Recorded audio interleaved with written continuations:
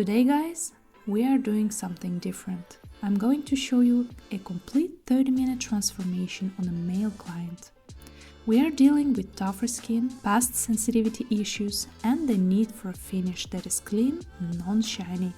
Whether you're a pro or just starting, by the end of this video you're going to understand the architecture of a safe high-end manicure. Let's get to work. Welcome back. It's a calm day today in the studio, and these are one of the perfect days that I actually like. No hard work, no gel extensions, just pure technical perfection. So let's start where every single service must start, with disinfection. Stop looking at the cuticle as just dead skin you need to destroy.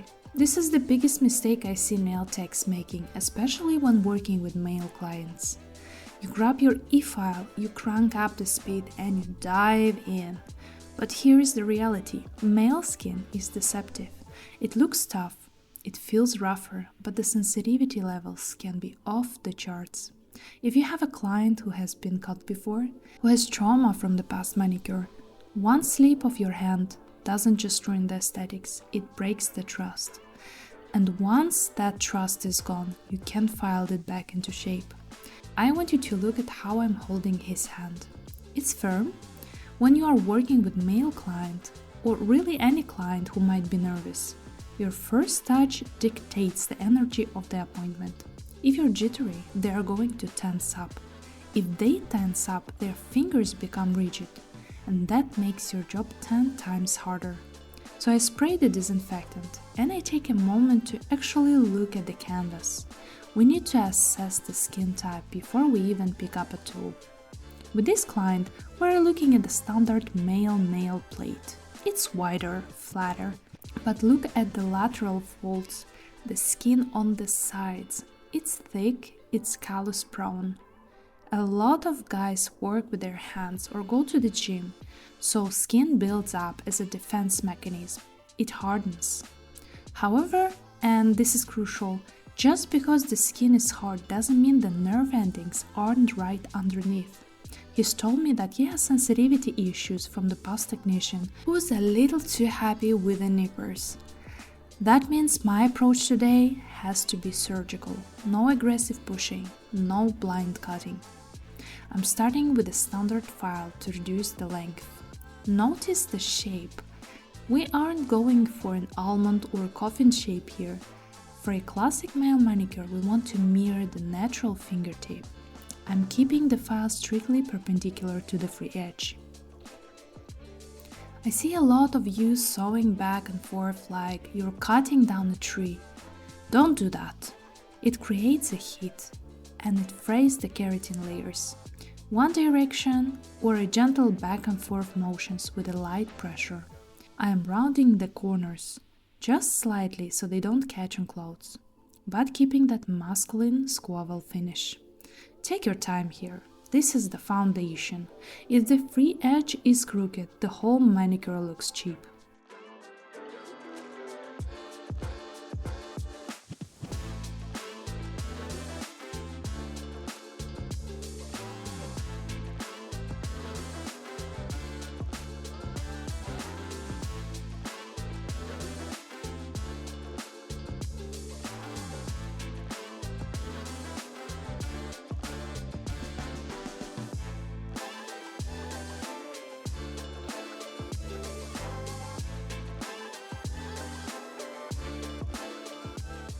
Now, let's move to the cuticle work. This is where the magic happens and where the danger lies. I'm using the metal pusher. Watch my angle. I am not digging into the nail plate. I am gliding. I am pushing the eponychium back gently to reveal the pocket. With men, the cuticle is often stuck to the nail plate, and we call this a strong pterygium. If I just shove it back, I'll tear the skin, so we need to push it very carefully, using a pusher or an orange wood stick, kind of picking it up. So I'll be doing a rocking motion, kind of push and lift, push and lift. And this way you also are testing the elasticity of the skin. Now for the tougher skin near the lateral folds, Pusher isn't enough, so now we are moving to the E-file. I know the E-file intimidates some of you, but if you want to be a top-tier nail tech, you have to master this. I'm selecting a diamond bit. The grid matters. For him, I'm using a medium grid, blue or red band usually. Here's the technical secret. I'm working the bit perpendicular to the nail. I'm running the E-file at the moderate speed, probably around 15 to 20 rotations per minute. You don't need 30,000 RPMs for cuticle work. That's how you hurt people. And if you will have 10,000 RPMs, it's just not gonna be enough to clean this cuticle really good. I'm working in forward mode first, moving from the right sinus to the left. I'm clearing out that white crusty dead skin, the true cuticle, that is stuck to the plate. Listen to the sound of the machine. It's consistent. If you hear a motor straining, you're pressing too hard. The bit should do the work, not the muscle. I am paying a very close attention to his reaction. Remember I mentioned his past trauma. A client who has been caught before have a phantom flinch. Even if you aren't hurting them, their brain expects pain. So I'm anchoring my pinky finger on his hand to stabilize the movement. If he flinches, my hand moves with him, and I don't accidentally drill into his skin. That is a pro tip, guys. Always anchor your hand. I'm focusing on the lateral folds now, the sides. This is where men get those hard, dry calluses. I'm gently exfoliating that hardened skin without thinning it out too much. If you take away too much skin, the body will just grow it back twice as hard as a defense. We want smooth, not raw. Okay, the pocket is open. The dead skin is lifted. It's standing up like a little white frill. This is what we need to remove.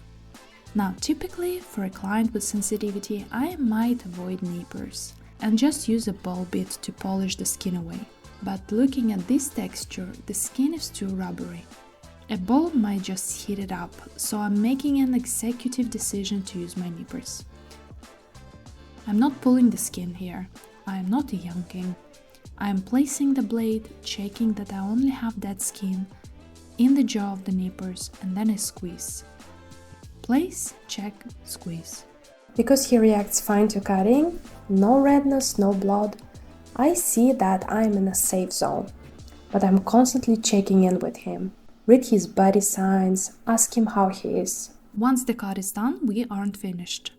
The polish. I'm not talking about nail polish, I'm talking about polishing the skin. I'm switching back to my E-file with a ball drill bit. I am running this over the skin I just cut. Why? Because even the sharpest nippers leave microscopic micro tears. This polishing step seals the skin. It closes these pores and makes the skin around nails look photoshopped. By the way, if you're enjoying this breakdown and you want to know exactly which bits I'm using, or you want to upgrade your setup, I've linked my favorites in the description below. There is an Amazon list there with the nippers and the oil I'm about to use. It's the stuff I actually trust. Now, let's look at the nail plate itself.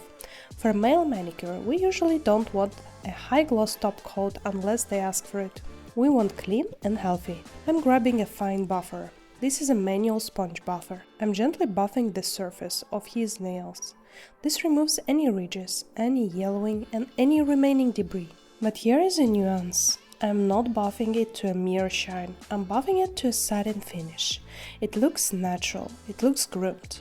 It doesn't look like he's wearing clear polish. It looks like he has genetically perfect nails. We're in the home stretch, the technical work is done. But the service isn't over. I'm cleaning the nail thoroughly. I need to get all the dust out of the lateral folds. I use a lint-free wipe and cleanser that dehydrates slightly to ensure no bacteria is trapped. But then we immediately reintroduce moisture. Cuticle oil. Do not skip this and do not drown the finger.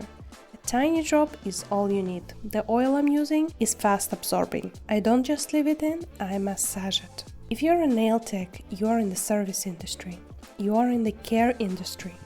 This 30-second hand massage is what brings the client back. I'm working the oil into the cuticles, stimulating blood flow in the matrix, which promotes nail growth. I'm using firm thumb pressure to release that tension. This is the moment the client relaxes completely. They forget about the e-file, they forget about the nippers, and they just feel taken care of. And look at the result. Compare this to where we started. The cuticles are clean but not red, the skin is hydrated, the shape is masculine and tidy, and the nail plate has a healthy satin glow. So it's important to remember that you cannot use the exact same technique on every single person who sits in your chair. You have to read the skin, you have to respect the client's history. Next time you have a client with tough skin or a male client, don't rush.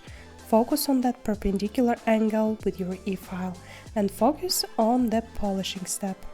If you found this breakdown helpful, do me a favor and hit that subscribe button. I'm posting deep dives like this every single week because I want you to be the best nail tech in your area.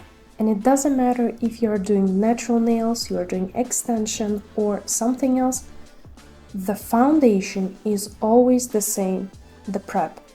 Don't hesitate to check out my channel for any other videos, and if you are interested in the products I use today, I link everything in the description below. Thank you very much for watching, and I'll see you in the next one.